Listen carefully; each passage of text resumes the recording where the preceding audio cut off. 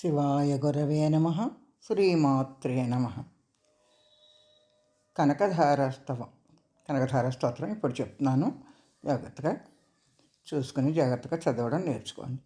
అంగం హరే పులకభూషణమాశ్రయంతి భృంగాంగనేవ ముకులాభరణం తమాలం అంగీకృతాఖిల విభూతి అపాంగలీలా మంగళ్యదా అస్తు మమ మంగళదేవతాయా. ఇది మొదటి శ్లోకం అండి. దీన్ని అర్థం చెప్దాం. దీనికన్నా ముందు ఇంకొక శ్లోకం ఉంది. అది గణపతిదే. గణపతి శ్లోకం. అది అమ్మవారికి కాదు.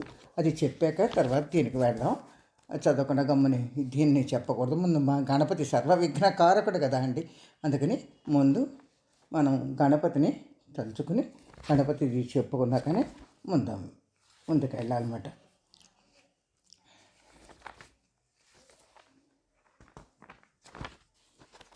శ్రీ మహాగణాధిపతి వక్రతుండ మహాకాయ కోటి సూర్య సమప్రభ నిర్విఘ్నం కురు మే దేవ సర్వకార్యేషు సర్వద. శ్రీ మహాగణాధిపతి నమః. వందే మందారు ఇందిరానందకందలం అమందానంద సందోహబంధురం సింధురాననం. వందే వందారు మందారం ఇందిరానంద కందలం అమందానంద సందోహబంధురం సింధురాననం. ఇది గణపతి అండి. అంటే సింధురం అంటే ఏనుగు మొహం కలిగిన వాడికి అందరూ జనం నమస్కారం చేసేటండి. ఇంద్రుని యొక్క కుమారుడికి అలాంటి గణపతికి నమస్కారం అని ఈ శ్లోకాన్ని చదువుకోవాలి మనం. తర్వాత ఇప్పుడు నేను చెప్పిన శ్లోకం. అంగం హరి పులకభూషణమాశ్రయంతి భృంగాంగనేవ ముకులాభరణం తమాలం అంగీకృతాఖిల విభూతి అపాంగలీలా మంగళ్యదాస్తు మమ మంగళదేవతాయా. అంగం హరే. హరి అంటే విష్ణువు, అంగం అంటే అంగాలు. పులకభూషణమాశ్రయంతి అంటే పులకిస్తున్నాయిట ఆయన అంగాలన్నీని. ఆయన్ని ఆశ్రయంతి ఎలాగా? భృంగాంగనేవ ఒక తుమ్మెద, ఆడ తుమ్మెద అనమాట. భృంగం అంటే తుమ్మెద, అంగన అంటే ఆడుది అని. భృంగాంగనేవ ముకులాభరణం తమాలం. ఆ తమాల వృక్షాన్ని ఆ ఆడ తుమ్మెదలు ఆ పుష్పాల మీద మకరందం తాగడం కోసం ఎలా ఆశ్రయిస్తున్నాయో అలాంటివి ఏమిటి ఆశ్రయిస్తుంటాయి? ఆ తుమ్మెదలు ఆశ్రయిస్తున్నాయి.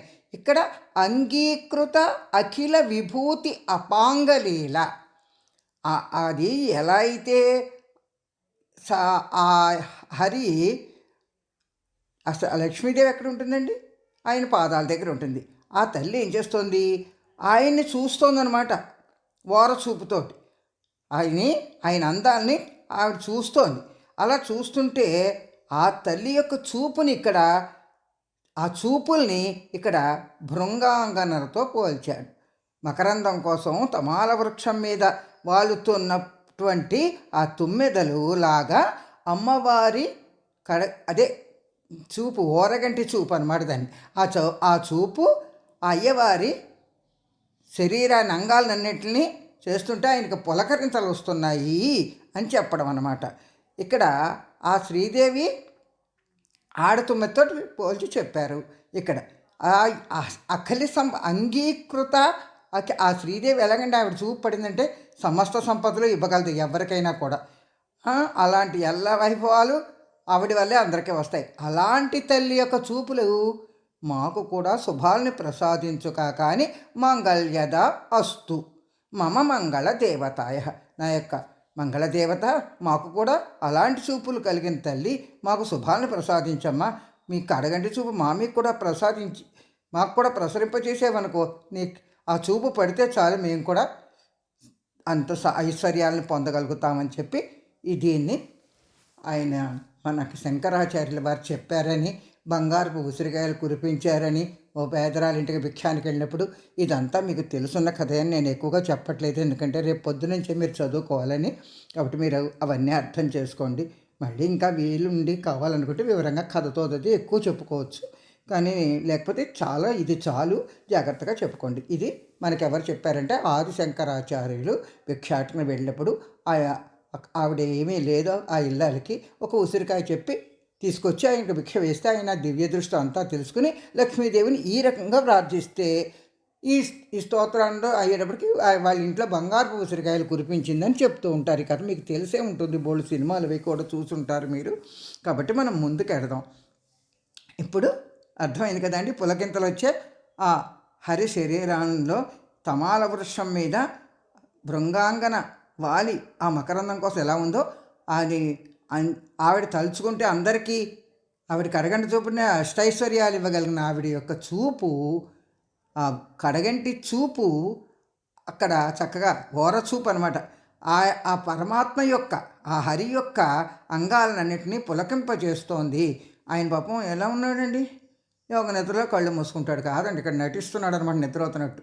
ఎందుకంటే మళ్ళీ ఆవిడ చూస్తోందన్న సంగతి ఆయనకి తెలుసుండి మళ్ళీ ఆయన చూస్తే ఈవిడ పక్కకు తిప్పేసుకుంటూ ఉంటుంది మళ్ళీ. అది కూడా తర్వాత మనం చూసుకుందాం. ఇదండి అంగం హరే పులకభూషణమాశ్రయంతి భృంగాంగనేవ ముకులాభరణం తమాలం అంగీకృత అఖిల విభూతి అపాంగలీల మాంగళ్యద అస్తు మమ మంగళదేవతాయ. ముగ్ధా ముహుర్విదదతి వదనే మురారే ప్రేమత్రపా ప్రణిహితాని గతాగతాని మాలాదృశో మధుకరీవ మహోత్పలేయా సా మే శ్రియం దిశతు సాగర సంభవాయా. ఇది రెండవ శ్లోకం. ముగ్ధ ముహుర్విదదతి వదనే మురారే. వదనం అంటే ముఖం. ఆ ముఖాన్ని ఎవరి ముఖం అది? మురారే, మురారి యొక్క ముఖాన్ని ఇందాక చెప్పుకుంటున్నాం కదండి. ముహుర్విదదతి మంచి చేస్తోంది ఆవిడ, అలా చూస్తూనే ఉంది. ఎవరు? ముగ్ధమోహన స్వరూపేణ లక్ష్మీదేవి.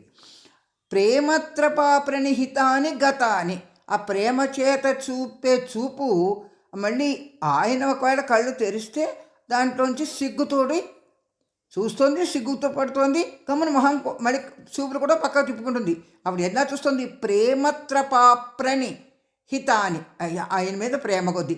అలా మళ్ళీ గతాగతాని ఆ చూపుల్ని వెనక మళ్ళించుకుంటోంది అనమాట. గతాని వెనక్కి తిప్పుకుంటోంది. అది ఎలా ఉందిటండి? మాలాదృశో, ఒక మాలలాగా వెళ్ళడం రావడం, చూపు వెళ్ళడం రావడం, ఇది ఒక మాలలా కనిపిస్తోందిట. ఎలాగా? మధుకరీవ మహోత్పలేయ. ఉత్పలం అంటే పద్మం. ఆ పద్మం మీద కూడా మధుకరీవ అంటే తుమ్మెదే. తుమ్మిద పద్మం మీద వాలి వెనక్కి వచ్చి మళ్ళీ వెళ్ళినట్టు ఈ హరి యొక్క ముఖ పద్మం మీద అమ్మవారి చూపులు వాలి వెనక్కి రావడాన్ని మాలాదృశో.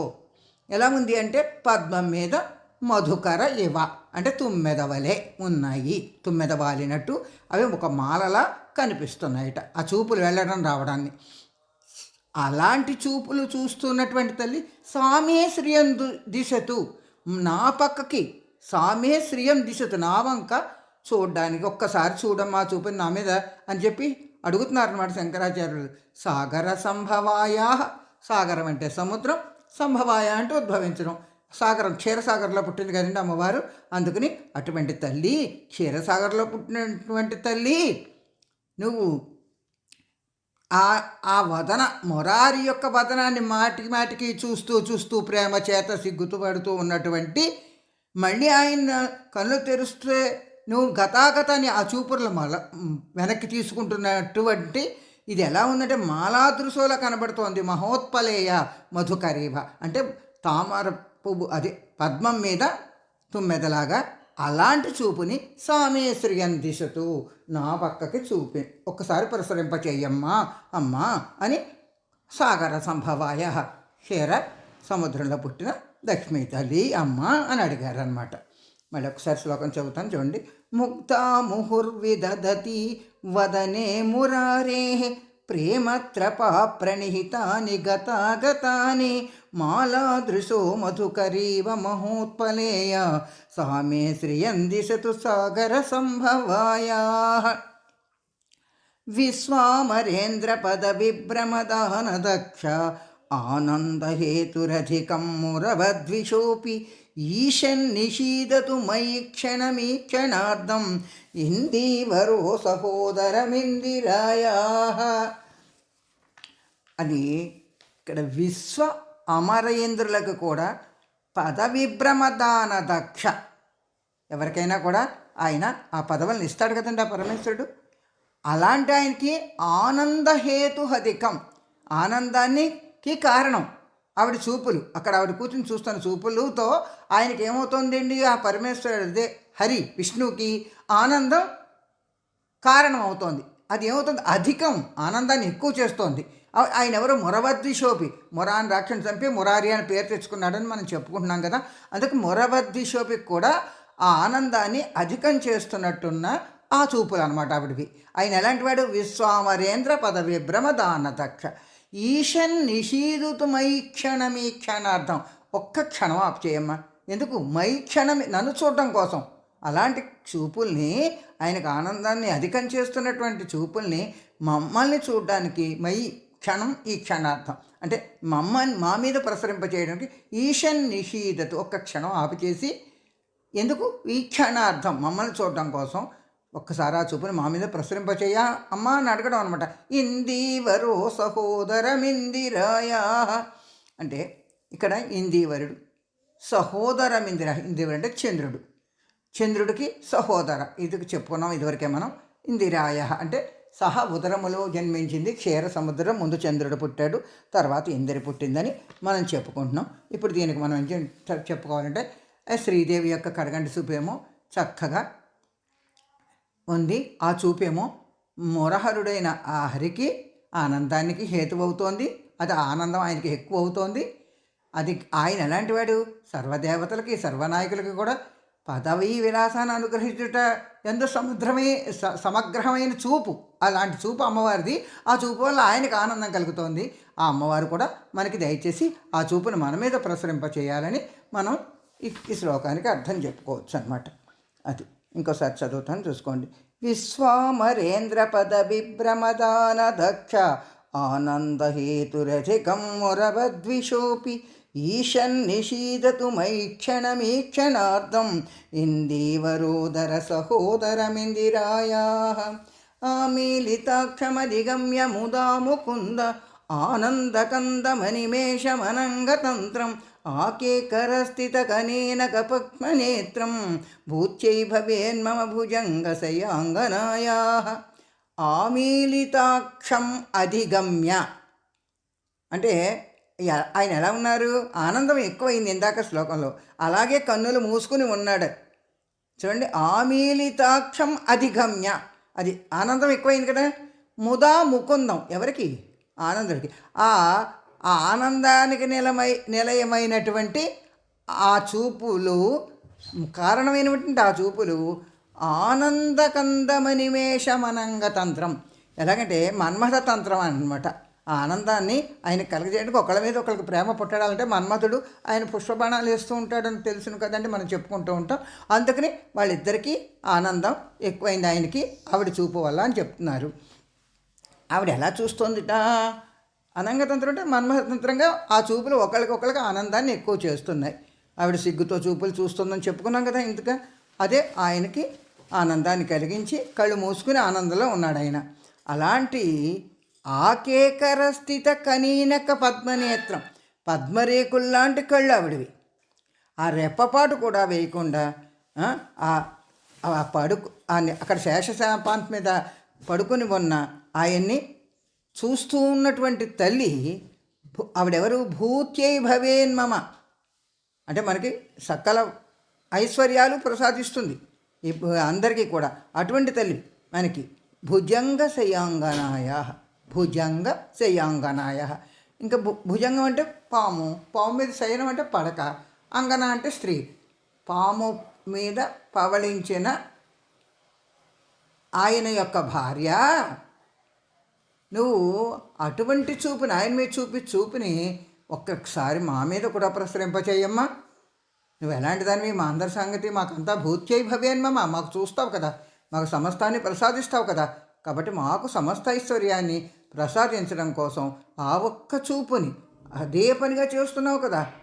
ఆమేలితాక్షమధిగమ్య ముదా ముకుందం, ఆనందకందమనిమేష అనంగతంత్రం ఆకేకరస్థిత కనీనక పద్మనేత్రం భూత్యై భవేన్మమ భుజంగ శయాంగనాయా.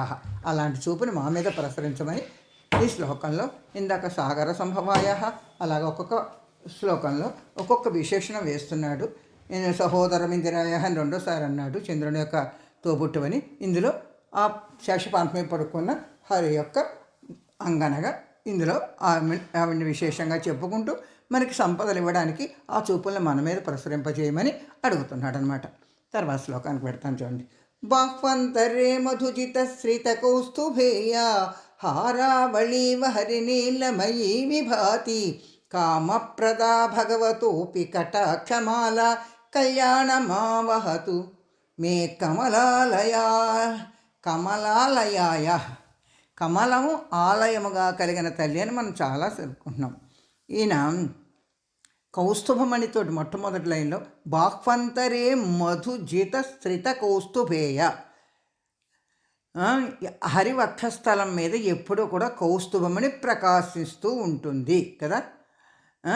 అలాంటి ఆ హరి వక్షస్థలం మీద ప్రకాశిస్తున్న ఆ యొక్క కౌస్తుభ రత్నం మీద అమ్మవారి చూపులు ఉన్నాయి. ఎందుకు ఉన్నాయంటే ఆవిడకి అడగండి చూపు, ఆయన మొహం చూస్తుంటే ఆయన కళ్ళు తెరిచేయడానికి కళ్ళు మూసుకుని ఆనందిస్తున్నాడని చెప్పుకున్నాం. కళ్ళు మూసిన బట్టి తెరిచాడు, తెరవగానే ఏం చేస్తుంది ఆవిడ సిగ్గుచేత చూపుల కిందకి ఆయన మెడలో ఉన్న హారాల మీద నిలబెట్టేసి ఆ హారాలు చూస్తున్నట్టు ఆవిడ ఇచ్చేస్తుంది. ఆ చూపులు కూడా ఆ హారాలు, ఆయనేమో నీలవర్ణంతో ప్రకాశిస్తున్నాడు, ఆ వక్షస్థలం మీదేమో కౌస్తుభమణితో ఉన్న హారం ఉంది. ఆవిడ చూపుల హారావళీవ హరినీలమయీ విభాతి, ఆ చూపులు ఆయన యొక్క శరీరం నీలం రంగులో ఉంది కదండి, అక్కడ చక్కగా ఇంద్రనీలమణుల దండలాగా ప్రకాశిస్తున్నాయి అమ్మవారి చూపులు అక్కడ మెరుస్తూ. అది ఇక్కడ చెప్తున్నారు. అలాంటిది ఆయనకి ఏం చేస్తుంది, కామప్రద భగవతో అపి అనమాట. భగవంతుడు కూడా కామప్రద అంటే కోరికలను తీరుస్తోంది ఆవిడకి, ఆయనకి ఆనందాన్ని కలిగిస్తోంది మనసుకి. అలాంటి తల్లి కనుక అలాంటి చూపు, అవి ఎలాంటివి, కటాక్షమాల అంటే కటాక్షం, ఆవిడ కటాక్షమాల లాంటి చూపులు ఆవిడ కటాక్షాన్ని ఇస్తాయి. ఆ చూపులు ఎవరికైనా ఆయన కోరికలు తీర్చడం ఏంటి, మన కోరికలు కూడా తీరుతాయని చెప్పడం అనమాట. కళ్యాణమా వహతు, మాకు కూడా కళ్యాణం అవ్వాలి కనుక ఎవరికైనా కళ్యాణాన్ని అంటే శుభాలను చేకూరుస్తాయి కనుక అమ్మ చూపులు. మే కమలాలయ, మే అంటే మాకు కమలాలయ అంటే కమలంలో కమలమే ఆలయముగా కలిగిన తల్లి, అట్టి నీ చూపుని మాకు మేలు కలిగించేలాగా మా మీద ప్రసరింపజేయమ్మా, ఒకసారి మమ్మల్ని చూడమ్మా అని అంటాం. కాబట్టి ఆ హరి వక్షస్థలం ఉన్న కౌస్తుభంతో ప్రకాశిస్తున్నాడు. అట్టి హరి యొక్క వక్షస్థలం ఏమన్నా ఇంద్రనీలో అమ్మవారి చూపులు మెరుస్తున్నాయి. ఆ భగవంతుడైన హరిని అతని యొక్క కోరికలన్నీ తీరుస్తున్నాయి అమ్మవారి చూపులు. అలాగే మనకు కూడా కోరికలన్నీ తీర్చి కళ్యాణం మా వహతు అంటే కళ్యాణం అంటే శుభాన్ని కలగచేసి మా కోరికలను తీర్చి మాకు సంపదలను ఇచ్చేలాగా నీ చూపు మా మీద ప్రసరింపచేయమ్మా, నువ్వు కమలవాసినివి కదా అని అడుగుతున్నారు ఆదిశంకరాచార్యుల వారు. ఇంకోసారి శ్లోకం చదివి ముందుకు పెడతాను చూడండి. బాహ్వంతరే మధుజిత శ్రిత కౌస్తుభేయ హారావళీవ హరినీలమయీ విభాతి కామప్రదా భగవతోపి కటాక్షమాల కళ్యాణమావహతు మే కమలాలయాయాః. కాలాంబుదాళి లలితో రసికైటభారేః ధారాధరే స్ఫురతి యా తటిదంగనేవ మాతుః సమస్త జగతాం మహనీయమూర్తిః భద్రాణి మే దిశతు భార్గవనందనాయాః. కాలాంబుదాళి అంటే నల్లటి మొప్ప అనమాట, కురవడానికి సిద్ధంగా ఉంది. లలితో రసికైటభారి, కైటభాసురుడనే రాక్షసుడిని సంహరించాడు కాబట్టి కైటభారే అన్నారు ఇక్కడ విష్ణువుని, హరిని. అప్పుడు ఆయన ఎలా ఉన్నాడు, నల్ల మేఘాల కాంతితోటి చక్కగా ఉన్నాడు. ఆ మధ్యలోనూ మెరుపు తీగలా ఉంది ఆయన వక్షస్థలంలో.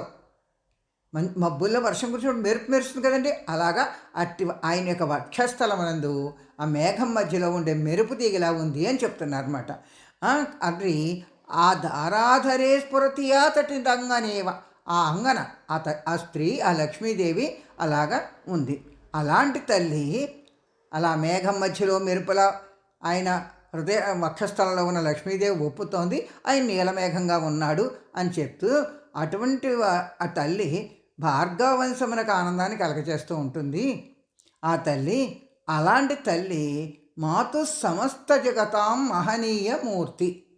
మాత ఎవరవది? మాత సమస్త జగత్తుకి, సమస్త జగతం మహనీయ మూర్తి, మహనీయురాలు, చాలా గొప్ప తల్లి. ఎలా ఎంతని చెప్పగలం వాడి గురించి? అందుకే మహనీయమూర్తి అన్నారు. ఆవిడ ఏం చేయాలట? భద్రాణి, మాకు భద్రత కలిగించాలి, మాకు కావాల్సినవి ఏమిటో మాకు ఇవ్వాలి, మమ్మల్ని కూడా చూడు అని చెప్పి, మే దిశతు అంటే మా పక్కకి చూడమ్మా అని చెప్పి, భార్గవ నందనాయ, భార్గవ అనే ఋషికి ఆనందాన్ని కలిగించిన తల్లి, నందన అంటే కూతురుగా పుట్టింది ఆయనకి, భార్గవ ఋషి. అందుకని భార్గవ నందనాయ అని ఇక్కడ ఆవిడని విశేషంగా ఆది శంకరాచార్యుల వారు చెప్పారనమాట. అర్థమైందా? మనకి కైట భార్య అంటే కైటభాసురుడు అనే రాక్షసుని సంహరించాడు. హరి వక్షస్థలంలో నల్ల మేఘాల మధ్యన కాంతి పుంజంలాగా ఆవిడ మెరుపు తీగలా ఉందని చెప్పుకున్నాం.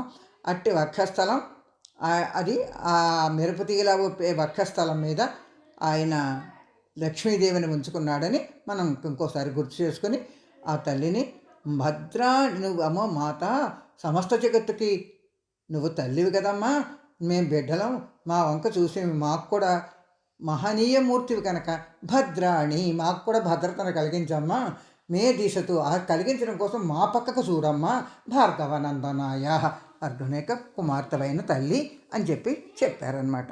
కాలాంబుదాళి లలితో రసికైట భారే ధారాధరే స్ఫురతియా తటిదంగనేవ మాతు సమస్త జగతాం మహనీయమూర్తి భద్రాణి మే దిశతు భార్గవనందనాయ. తర్వాత శ్లోకానికి పెడదాం చూడండి. ప్రాప్తం పదం ప్రథమత ఖలు యత్ప్రభావాత్ మాంగళ్యభాజి మధుమాథిని మన్మథేన మయాపతే తదిహ మందరమీక్షణార్థం మందాలసంచ మకరాలయ కన్యకాయా. ఈ శ్లోకంలోను మకరాలయ కన్యకాయా, మకరం అంటే మొసలు కదా, మరి మొసలికి ఆలయ ఏమిటి? సముద్రమే కదా, సముద్రంలో ఉంటాయి కదా ఎక్కువగా, అందుకే మకరాలయ కన్యకాయ అంటే సముద్రుని కన్య అంటే కూతురా అని అన్నమాట.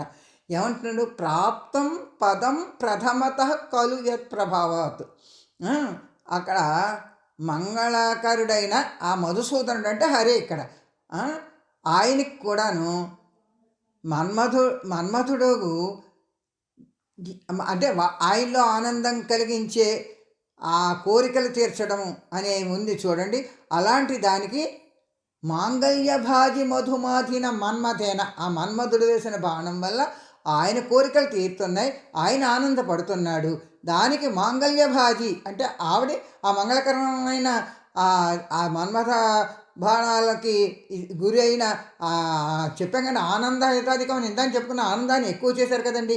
అలా చేయడం వల్ల మనకిక్కడ చెప్తున్నారంటే మయాపతే తదిహ మందరమీక్షణార్థం అంటే, అమ్మా నువ్వు అలా చూస్తున్నావు కదా, ఆయనే చూస్తూ ఉన్న ఆ చూపుని మందరమీక్షణార్థం మమ్మల్ని చూడడం కోసం మందాల సంచ మకరాలయ కన్యకాహ అంటే నువ్వు సాగర కన్యవు కదా, ఆ ఆనందమైన ఆ చూపుని, అరచూపుని మాయందు కూడా ప్రసరించడం కోసం ఒక్క క్షణం అది ఆపు చేయమ్మా, ఆపు చేసి ఈ క్షణార్థం మమ్మల్ని చూడడం కోసం నువ్వు ఆయన మీద చూసి ఆ చూపుల్ని ఏమిటి ఆయనకు ఆనందం కలిగించి ఆయనకి చక్కటి కోరికలు తీర్చేటటువంటి చూపులు కదా మనవి, ఆ చూపుని మా మీద కూడా ప్రసరింపచేయమని చెప్పి ఈ శ్లోకానికి అర్థం అండి.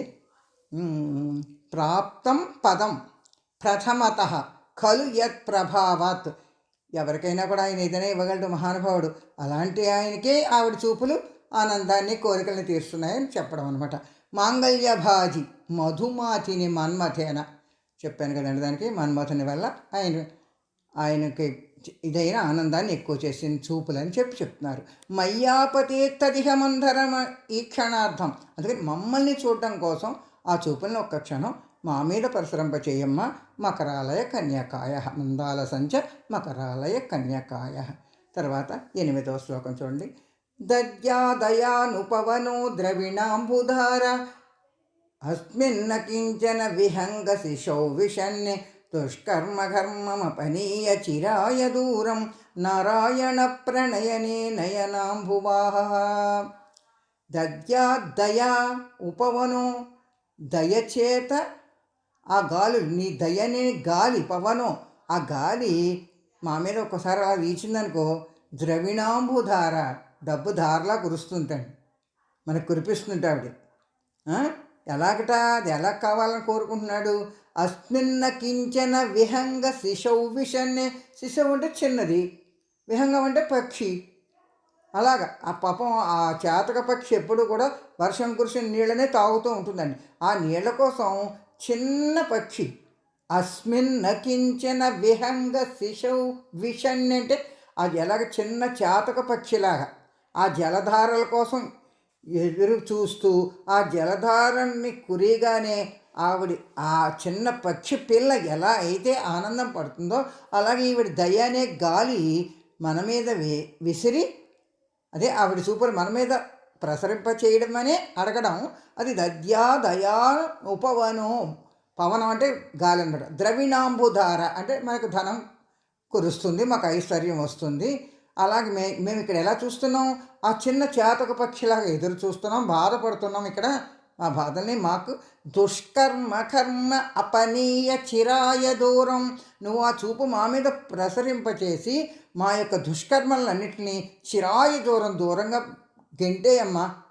ఆ చేతక పక్షికి ఆనందం కలిగిందంటే నీ దయ, నీ గాలి మా మీద వేసి నీ అడగంటి చూపులు మా మీద కూడా ప్రసరింపచేస్తే మేము కూడా ఆనందంగా ఉంటాం కదా అమ్మ.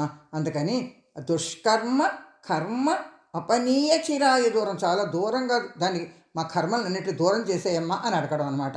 నువ్వెవరవమ్మా? నారాయణ ప్రణయిని, నారాయణ యొక్క ప్రణయిని అంటే ప్రియురాలువి నువ్వు. నయనాంబువాహ, మాకు ఆనందాన్ని కలిగించే నీ చూపుల్ని మా మీద కూడా ప్రసరింపచేయమ్మా అని చెప్పి అడగడం అన్నమాట. దద్యాదయానుపవనో ద్రవిణాంబుధార అస్మిన్న కించన విహంగ శిశౌ విషణ్ణే దుష్కర్మ కర్మమపనీయ చిరాయ దూరం నారాయణ ప్రణయని నయనాంబువాహ. అలాగా ఆ నారాయణ ప్రియురాలైన ఆ తల్లి యొక్క చూపులు మాకు సంపదని ప్రసరించాలని అడిగారు. తర్వాత ఇష్టా విశిష్టమతయోపి దయార్ద్ర దృష్ట, ఇష్ట